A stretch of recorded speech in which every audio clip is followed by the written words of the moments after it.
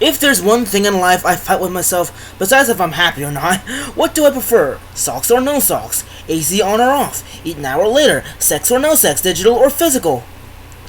Ignore that last one. Digital is the hip thing of the future. That's what we're headed to. Why go through the hassle of driving down to the record shop, find a copy of a song or album you like, and surprise yourself with how much it costs, when you could just download a streaming app like Apple Music or Spotify and listen to the song right then and there for a monthly charge? I can think of a couple reasons. However, in recent years, I've seen many people trying to look back and use technology of the past that was far less convenient than the new stuff we have today. Why is that?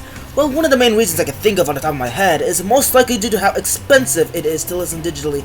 Listen, man, it costs money to gain the privilege of listening to music digitally.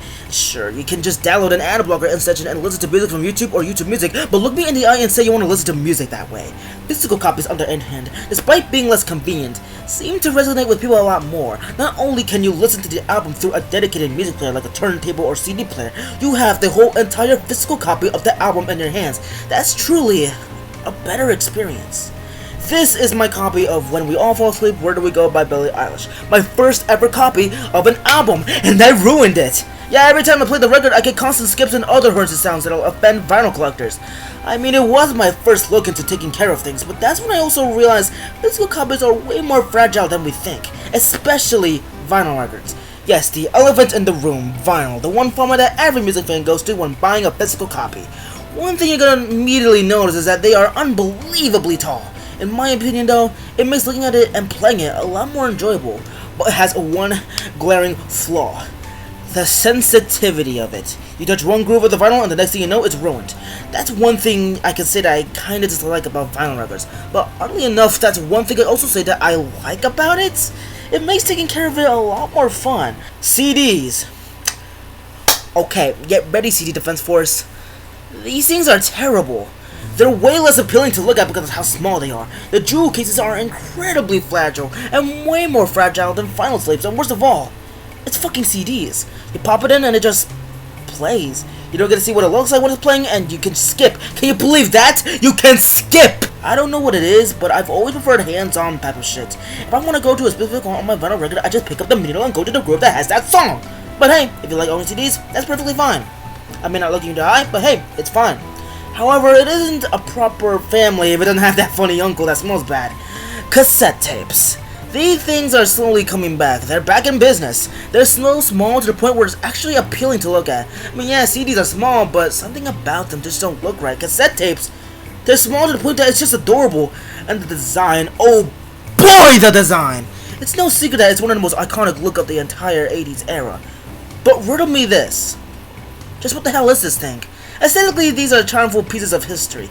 Critically, these guys are weird. You pop it into a Walkman, it looks stupid. You pop it to the dedicated cassette player in your house, it looks stupid. You see the problem here? I see cassette tapes as a novelty piece. Things you have just because it's historical. But playing it? It's hard to say. It's no secret the sound quality is fecal matter, but to a small degree, that's the magic of it. Because you're experiencing what the kids of yesteryear experience. That's one of the fun experiences in life. Cassette tapes are still dumb though because they're more fragile than vinyl records and CDs combined. Last but not least, we have digital. What about 8-track tapes? You skipped it! Oh wow, did you really have to skip over floppy disks? Do you realize how offensive that is? Get out of my house! God, I can't stand people who don't seem to understand that old technologies are just straight up old. No one wants anything to do with them except die-hard collectors. Anyways, digital.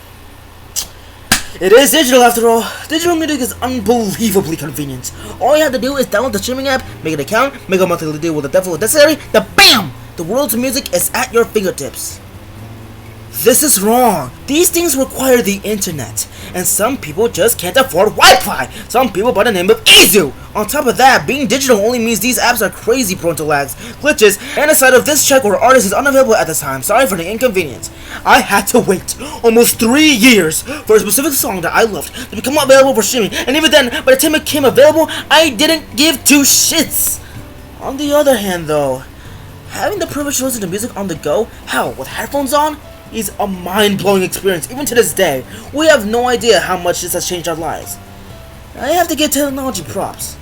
I mean, come on. Do you ever see someone do this with their turntable? I mean, yeah, you can buy cassette tapes, a Walkman, a pair of headphones, and listen to music on the go, while also getting the physical experience, but is this the way to live? Like, is that really necessary? This is just another pair of batteries I have to worry about. And not to mention, depending on the environment, you are rocking the Walkman everywhere, and it's bound to lose its spunk.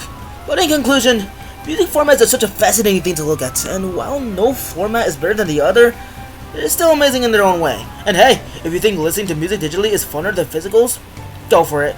Personally, I'm very happy with my turntable and vinyl clutter. It's not like vinyl records and CDs are gonna die one day. Oh my god, they're gonna die one day.